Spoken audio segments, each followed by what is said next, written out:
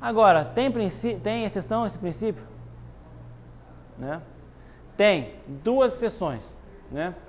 Ou seja, se o princípio da especificidade diz que são vedadas dotações globais, a exceção vai ser o quê? Situações em que é permitida a dotação global. Existem duas situações que isso ocorre. Primeiro é reserva de contingência. Por quê? Reserva de contingência é para atender passivo contingente. O que é passivo contingente? Né? São situações que você não consegue prever, como por exemplo uma perda de uma ação judicial, né? Alguma coisa que você não sabe, né, aonde você vai gastar. Né? É tipo uma reserva. Se você não sabe onde você vai gastar ainda, como é que você vai classificar o gasto? Né? Não tem como você classificar o gasto se você não sabe onde você vai gastar. Né? É como se fosse uma reservazinha, uma poupançazinha, vamos dizer assim. Né? Se é uma reserva que você não sabe ainda qual o destino que vai ter, você não sabe, você não pode classificar de antemão. Então, por isso você admite dotação global. E, finalmente, outra exceção são os programas especiais de trabalho, né? Que, por sua natureza, não possam cumprir-se subordinadamente às normas gerais de execução da despesa. Né? Poderão ser custeadas por dotações globais, classificadas entre as despesas de capital. Então, o que são os programas especiais de trabalho? Os programas especiais de trabalho são os programas especiais de trabalho. Né? O que é o programa especial de trabalho? São esses que, por sua natureza, não possam cumprir-se subordinadamente às normas gerais de execução de despesa. O que são os programas que não possam cumprir-se subordinadamente às normas gerais de execução de despesa? São os programas especiais de trabalho. Né? Ou seja, não importa o que seja isso. Né? Eu já pesquisei em vários lugares o que seriam esses programas especiais de trabalho e depois de tanto pesquisar eu descobri que não é importante descobrir. Né? Basta você saber a definição que está na lei. Né? Porque eu nunca vi cair perguntando qual que é a definição de programa especial de trabalho. Tá? Mas o importante saber é o seguinte, que os programas especiais de trabalho são classificados na despesa de capital. Isso é relevante e isso eu já vi cair. Tá? São classificados em despesas de capital. Né?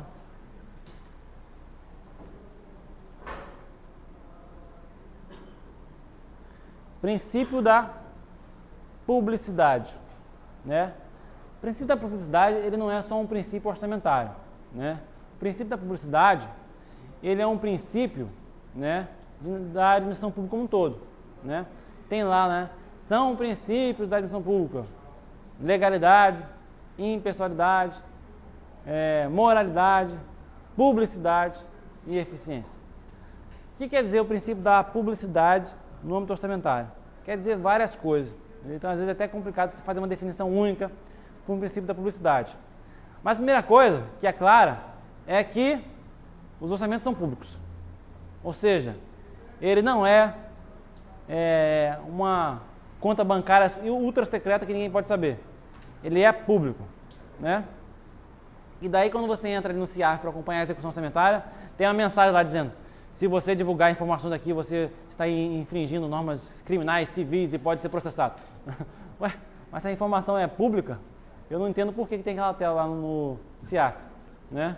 Inclusive, nem precisaria ter senha para acompanhar aquilo lá. Deveria ser um negócio tão público que você entrasse e visse lá e ponto final. Né?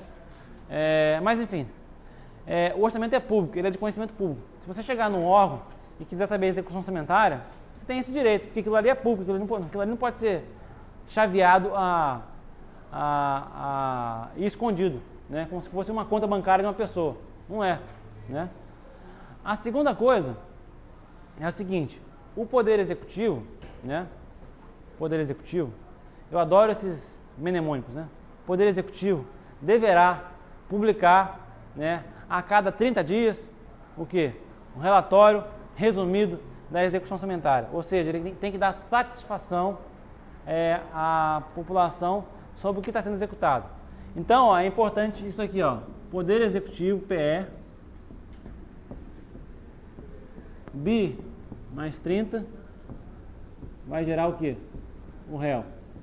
Está na Constituição lá, artigo 165, parágrafo 3º, né? Poder Executivo, acabou o bimestre, passou 30 dias, ele vai produzir o REL, Relatório Resumido da Execução Orçamentária. Né? Agora, é interessante você saber o seguinte, ele vai publicar o Relatório Resumido da Execução Orçamentária relativamente a todos os poderes e órgãos da União. Tá? E o Poder Executivo não vai publicar somente o quê? O dele. Não. Ele vai pegar todo mundo, e aí Legislativo, e aí Judiciário, e aí Tribunal de Contas, me diz aí que você executou, junta tudo lá, e o Poder Executivo, ele publica. Tá? Isso aí eu já vi cair em prova. Tá? E, encerrado o bimestre, ele tem 30 dias, ou seja, ele pode publicar até 30 de março o do primeiro bimestre, ele pode publicar até 30 de maio o do segundo bimestre, tá? Por aí vai. Já vi cair isso em prova também, dizendo que tem que ser ao final do bimestre. Não é verdade, ele tem 30 dias ainda. Né? Agora, a LRF, para incentivar a fiscalização, incentivar a participação popular nos orçamentos, ela trouxe várias formas de controle pela população da execução orçamentária. Né? Uma delas é o seguinte, né? O Poder Executivo, a cada 30 dias, deve publicar o Relatório Resumido da Execução Orçamentária. Mas vocês lembram que na última aula eu falei que a LDO teve alguns acréscimos em razão da LRF? E um desses acréscimos era justamente o quê? O anexo de metas fiscais e o anexo de riscos fiscais. Né? Quando você coloca o anexo de metas fiscais dentro da LDO, você tem que controlar, ver se aquelas metas estão sendo cumpridas. Né? E se as metas não estiverem sendo cumpridas, o que você tem que fazer? Limitar empenho, segundo critérios estabelecidos na LDO. Não foi isso que eu falei aquele dia? Bem, qual que então o que a RLF trouxe de novidade? Já que ela trouxe o anexo de metas fiscais, ela trouxe algo para controlar esse anexo. O que é isso? É o que a gente chama de relatório de gestão fiscal, que vai controlar o quê? O cumprimento das metas fiscais que está no anexo de metas fiscais. Tá? Esse relatório de gestão fiscal, ele é feito por cada poder e não pelo Poder Executivo. Tá? A cada quadrimestre. Então, a cada quadrimestre, cada poder tem 30 dias para emitir o seu relatório de gestão fiscal. Né? Isso também é o quê? Um incentivo à publicidade orçamentária. Tá? Então, Poder Executivo, BI mais 30, relatório de execução orçamentária. No relatório de execução orçamentária vai ter o quê? Por exemplo, o balanço orçamentário, entre outras coisas. Né? O balanço orçamentário, como a gente vai ver depois, controla a execução orçamentária. Aqui, ó, cada poder, ou seja, Poder Executivo, Poder Legislativo, Ministério Público, Tribunal de Contas, vai fazer o quê? A cada quadrimestre vai ter 30 dias para emitir o relatório de gestão fiscal. Tá?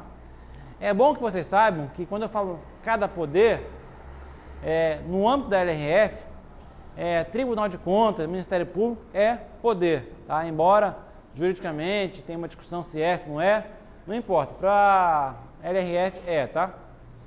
Quem é o chefe do Tribunal de Contas? É o presidente. Quem é o chefe do Ministério Público? É o Procurador-Geral da República. Tá? No caso desses estados é Procurador-Geral de Justiça, né? Então tá. Agora, além disso aí,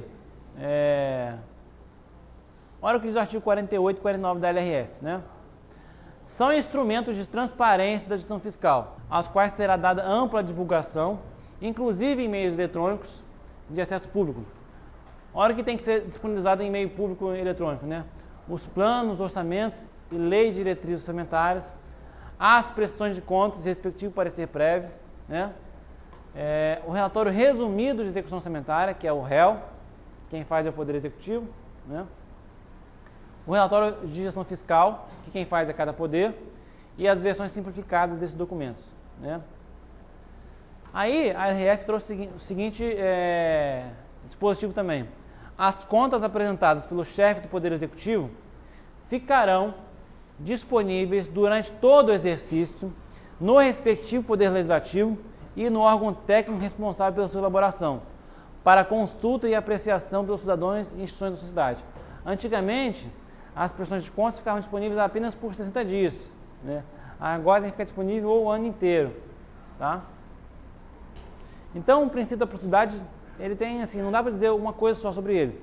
Ele é várias coisas. Primeiro, que o orçamento tem que ser público, os gastos, por exemplo, não são secretos, que você tem que fazer publicidade do que está executando orçamentariamente, você tem que dizer à população que está cumprindo suas metas e por aí vai, tá?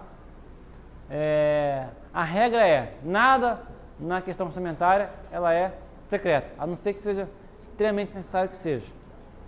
Princípio do equilíbrio, né? O princípio do equilíbrio, ele na verdade é muito mais um princípio contábil, né, do que um princípio de equilíbrio. A ideia é tentar moralizar as contas públicas, tá? Por quê? Porque toda vez que você liga o Jornal Nacional, fala que os governantes não podem gastar mais do que arrecada. Não é isso? Né? Aí aparece uma pessoa lá, um senhor de idade, fala assim, eu também não gasto mais do que eu ganho, não é assim? Aí fala, dá um exemplo lá, como deve ser, tem que reduzir gasto e tal. Daí criou-se esse princípio moralizador, que as receitas têm que ser sempre superiores às despesas, né? Esse princípio diz que as receitas têm que ser realmente iguais, superiores às despesas. Só que isso aí, como eu vou explicar, é um princípio meramente contábil. Por quê? Porque se você tem aqui uma receita desse tanto e uma despesa desse tanto, o que está acontecendo com você? Você está ferrado, né? Você está em desequilíbrio, né? Isso aqui não é sustentável a longo prazo, não é isso? Daí o que você vai fazer? Vou entrar no cheque especial, né? Só que acontece o seguinte, cheque especial não é seu, né? Não faz parte da sua renda, né? Muitas pessoas esquecem isso, né? Mas consignação, cheque especial, empréstimo do pai, não faz parte da sua renda, né? Portanto, se não faz parte da sua renda, você não pode o quê? Cobrir suas despesas permanentemente com isso. Você tem que urgentemente aumentar suas receitas ou urgentemente cortar suas despesas, né? Porque isso aqui não é sustentável, né? Só que na contabilidade pública brasileira, como a gente vai ver, né, graciosamente, né, as operações de crédito, ou seja, o cheque especial, né, é considerado receita, né? E daí você consegue contabilmente equilibrar o seu orçamento. Você taca lá uma operação de crédito e consegue equilibrar o seu orçamento.